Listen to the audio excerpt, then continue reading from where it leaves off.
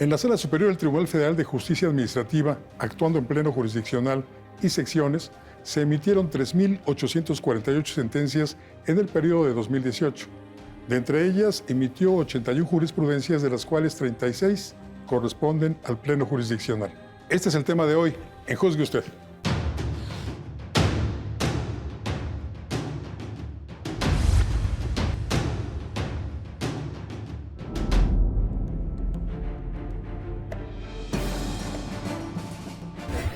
Doctor José Manuel Fernández, bienvenido, buenas noches. Gracias, Paco, gracias por la invitación. Gracias por estar aquí. Gracias. Doctor Sino Reyes, bienvenido, buenas noches. Gracias, Francisco. Ambos son litigantes en materia administrativa, ¿no es así? Correcto. ¿Qué es la justicia administrativa? Yo diría que la justicia administrativa, en términos coloquiales, es ese conjunto de mecanismos que se tienen para dirimir las controversias entre los particulares y la administración pública. ¿Cómo puede un particular solucionar este diferendo con la administración pública? ¿Y qué tipos de diferendos habría entonces? Bueno, tratándose de resoluciones, que es prácticamente donde llega ya la justicia administrativa, definitivas, que causen privación patrimonial o alguna clase de derechos, se puede accionar una demanda, la cual resolverá como medio ordinario de defensa el tribunal. Sin embargo, hay otras instancias previas incluso a la justicia administrativa que se pueden agotar o en algunos casos se deben de agotar, como son los recursos administrativos.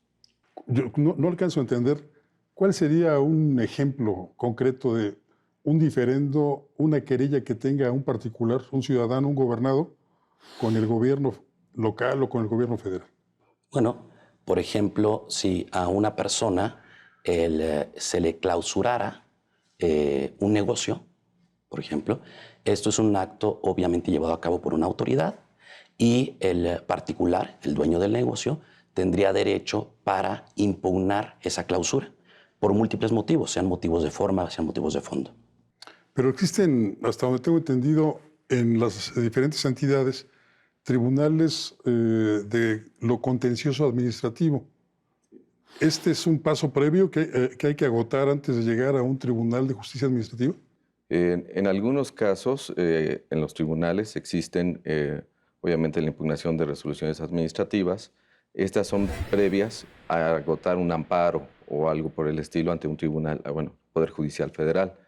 Entonces, en la mayoría de ocasiones, hay que agotar primero estos medios ordinarios de defensa previo al amparo. Yo diría, si me permites, Paco, sí, por favor. Nada más para complementar, a lo mejor nos estamos perdiendo en el tema de que la justicia administrativa no es un término perfectamente definido, ni en México ni en ninguna parte del mundo. Entonces, como decía el doctor, existen incluso en contra de las resoluciones que emiten las autoridades administrativas medios de impugnación con la misma autoridad administrativa o con su superior, ¿de acuerdo? Una vez que se agotan estos, si es que es necesario agotarlos, se pasa al Tribunal de lo Contencioso Administrativo. A nivel federal en México actualmente se conoce como Tribunal Federal de Justicia Administrativa. Una vez que se culmina con este juicio, uno puede acudir ante un juez de amparo, ante un tribunal colegiado de circuito que forma parte ya del Poder Judicial de la Federación. Son más o menos esos los pasos, con muchas excepciones, con muchos asegúnes, pero más o menos es así. El Tribunal Federal de Justicia Administrativa tiene varias salas y atiende varios asuntos. ¿Cuáles serían esos asuntos que atiende principalmente? Bueno, principalmente el Tribunal Federal de Justicia Administrativa se ha dedicado tradicionalmente a asuntos fiscales. Esto ocupa más o menos el 60% de los asuntos del tribunal. Un asunto fiscal, yo estoy inconforme con lo que me están... Con un crédito fiscal que le determinó. Cobrando de impuestos, SAT. etc. Correcto. Sí. Y entonces se impugna mediante una demanda de nulidad, le llamamos demanda de nulidad, de juicio contencioso administrativo frente a este Tribunal Federal de Justicia Administrativa. Ese es, digamos, lo que se ocupa el mayor porcentaje de los asuntos del tribunal. Después vienen todas las cuestiones distintas administrativas, como las que estamos viendo, responsabilidades administrativas, clausuras, revocaciones de licencias y muchas otras cosas. Recientemente se le dotó al Tribunal Federal de Justicia Administrativa de facultades en el Sistema Nacional Anticorrupción. Sí, ahora es un tribunal sancionatorio o punitivo. apenas se está instrumentando, pero va a conocer de infracciones graves a servidores públicos por, obviamente, cuestiones administrativas. Y en ese sentido, la impugnación, ahora el que va a estar sometido a ese control va a ser el tribunal cuando sea sancionatorio. El tribunal ahora directamente al control constitucional. Porque de esas tareas se encargaba antes la Secretaría de la Función Pública, ¿no es así? Así es, la Secretaría de la Función Pública funcionaba, digamos, como un filtro. Llevaba a cabo todo un procedimiento sancionatorio y solo una vez que se determinaba una responsabilidad administrativa es cuando el particular sancionado podía acudir al tribunal. Ahora se da al tribunal la facultad desde que la función pública considera que existe una probable responsabilidad del servidor público. Habría que acotar que solo es en responsabilidades graves. Las administrativas no graves lo seguirán sancionando las Contralorías internas. ¿Grave como cuál, por ejemplo? El misma Ley General de Responsabilidades Administrativas tiene un catálogo de gravedad. Obviamente, pues, lo que conocemos como desvíos, desvíos de poder, desvío de dinero, cohecho, aquellas cuestiones de por sí típicamente graves. ¿Y este Tribunal de Justicia Administrativa, con estas nuevas facultades, ha incrementado su dimensión? ¿Ahora hay más magistrados? ¿Ahora hay más salas?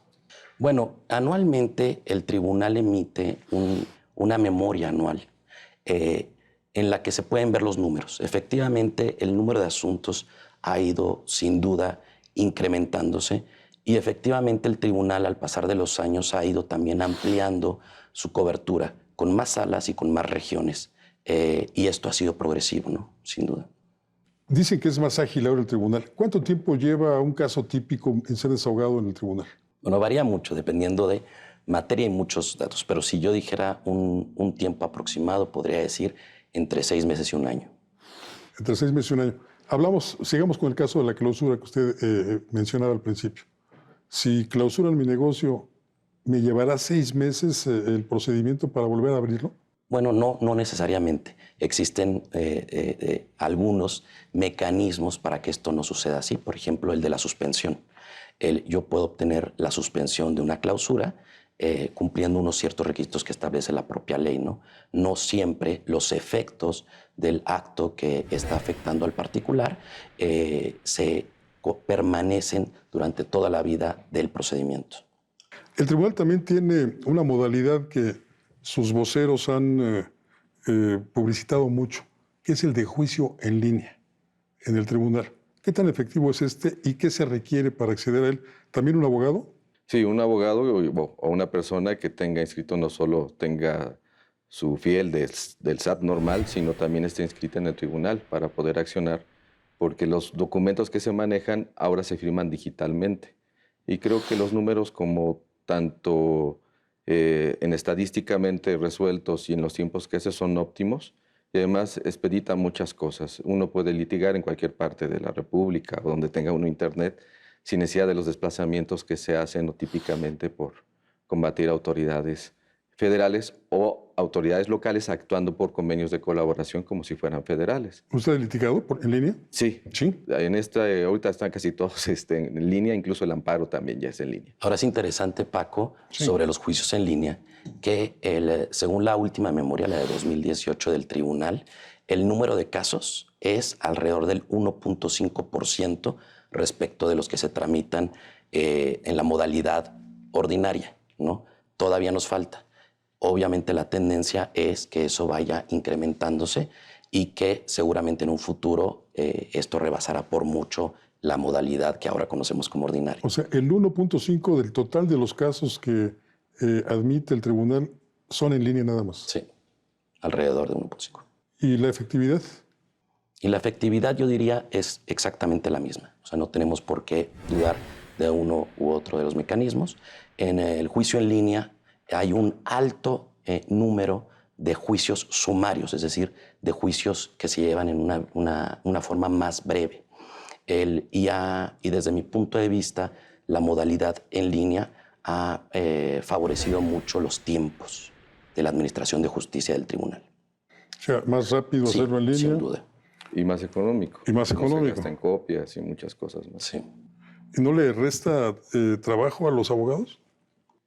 No, el trabajo es el mismo, simplemente el costo de estar sacando copias o copias certificadas y demás se disminuye tangencialmente. Bueno, y el hecho de no estar trasladándose para checar el expediente y eso hace esto verdaderamente un instrumento muy bueno.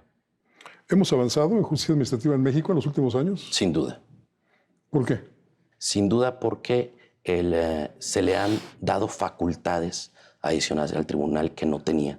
O sea, recordemos que es un tribunal que en sus orígenes pertenecía al Poder Ejecutivo. Así es. De hecho, una de las grandes críticas al tribunal que hubo durante muchos años e incluso en la actualidad siguen existiendo algunos que las dicen, es que pertenece al Poder Ejecutivo y no al Poder Judicial, y que eso es inconstitucional en virtud de que el artículo 49 de la Constitución prevé 3 poderes, el Ejecutivo, Judicial y Legislativo, y que entonces esta tarea de dirimir las controversias entre particulares y administración pública debería ser tarea del Poder Judicial. Sin embargo, con el tiempo, y hablo de 170 años, se le han ido dando una autonomía al tribunal que le permite hoy por hoy decir que no es parte como tal del Poder Ejecutivo, que no responde directamente a la voluntad del Ejecutivo, y entonces a mí me parece que vamos por un buen camino. Lo mismo sucede con las juntas de conciliación y arbitraje, ¿no? Que deberían estar en el Poder Judicial y permanecen dentro de los aparatos de la administración pública ejecutiva, ¿no? Hay tribunales administrativos que pertenecen al Poder Judicial en los estados. No son ni autónomos, sino son del Poder Judicial. Esta tendencia se ha manejado no solo en las juntas, sino también el propio tribunal administrativo que retorne o pertenezca al Poder Judicial, como en su momento fue el Tribunal Electoral. Pues yo les agradezco mucho que hayan estado aquí esta noche. Creo que hemos aprendido un poquito qué es la justicia administrativa, pero para saber lo que ustedes ya conocen necesitaríamos unas 3 horas mínimo. Gracias, Francisco. Gracias, Doctor, Paco. muchísimas gracias. Buenas noches. Doctor, gracias. Buenas noches. Buenas noches. Los tribunales de justicia administrativa son instancias creadas por el gobierno para que tú te quejes de lo que te haga el gobierno. De eso platicamos esta noche con los expertos. Lo que nos interesa, por supuesto, es que juzgue usted. Soy Francisco Rodríguez, le agradezco su atención. Lo invito a que nos reencontremos aquí la próxima semana. Mientras tanto, le deseo como siempre buenas gracias y muchas, muchas noches.